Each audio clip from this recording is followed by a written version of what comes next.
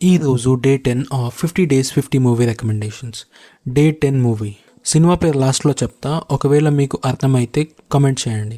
ఇది కృష్ణవంశీ గారు ఆయన కెరియర్ పీక్లో ఉన్నప్పుడు చాలా రిస్క్ తీసుకుని చేసిన సినిమా.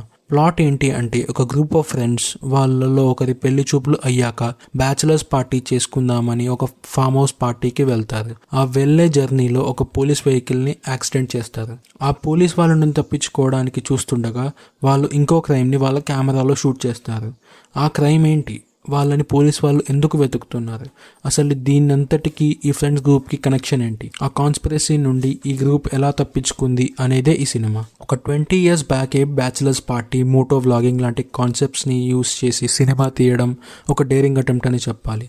ఈ 21st centuryలో కూడా మూఢనమ్మకాల ఇన్ఫ్లుయెన్స్ ఎలా ఉంది, పొలిటికల్ పవర్ని ఎలా మిస్యూజ్ చేస్తున్నారు అని చూడొచ్చు. ఒక edge of the seat thriller చూడాలి అంటే ఈ సినిమా తప్పకుండా చూడాలి.